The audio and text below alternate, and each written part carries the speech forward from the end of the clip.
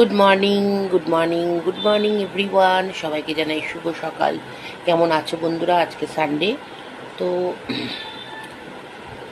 ভালো থাকো, সুস্থ থাকো। আর আমি প্রত্যেক দিনে একটাই কথা বলি যে ভালো থাকো, সুস্থ থাকো, আর যার যে মন চায় সেই রকমভাবে চলো।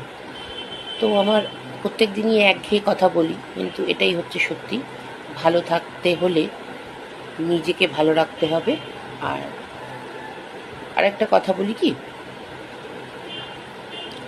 হিংসা বন্ধ করতে হবে, তবেই তুমি ভালো থাকতে পারবে। আর একটা কথা বলার ছিল, সেটা হচ্ছে যে অহংকার একদম নয়।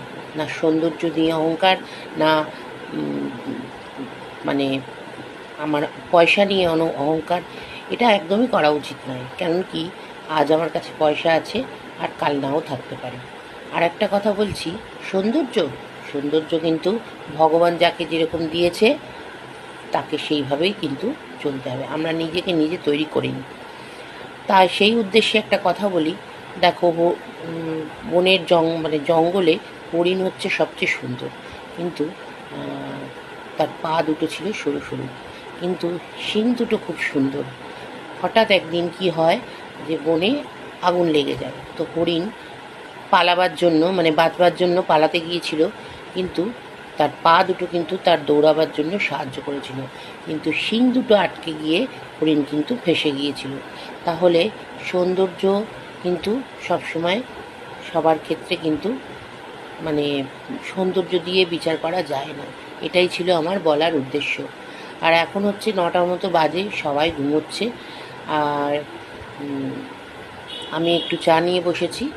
তো ভাবলাম তোমাদের সাথে এই কথাগুলো না শেয়ার করতে না পারলে ভাল লাগে না। তো আমি খুব সিম্পলভাবে চলি। আর আমি বলছি না যে আমি সাধু পুরুষ, তবে আমার মনে হয় কাউকে দেখে হিংসাটা না করাই ভালো। নিজের মতো চলো, আর একটুখানি কৃতজ্ঞতা রাখতে হবে যে এই মানুষটা আমার জন্যে অনেক কিছু করেছে, একটু হলেও একদিনের জন্য হলেও উপকার করেছে। সেটা কিন্তু ভুলে গেলে একদমই চলবে না। আমি কিন্তু এই কাজটা করি না। আমাকে একদিনের জন্য উপকার করলেও কিন্তু আমি সেইটা মনে রাখি, মাথায় রাখি, যে একদিন হলেও সে উপকার করেছে। তবেই তুমি সামনের দিকে এগিয়ে যেতে পারবে। নাহলে এখন তুমি এগিয়ে গেছো, কিন্তু একটা সময় আসবে যখন দেখবে যে পাশে আর কেউ নেই। তাই বলছিলাম, চলো ভালো থাকো। অনেক কথা বলে ফেললাম। ভালো থাকো, সুস্থ থাকো, আমি একটাই কথা বলবো। আর পরিবারকে ভালোবাসো, পরিবারের সকলের সাথে সুস্থভাবে দিনটাকে কাটাও। চলো টাটা, আবার পরে দেখা হচ্ছে।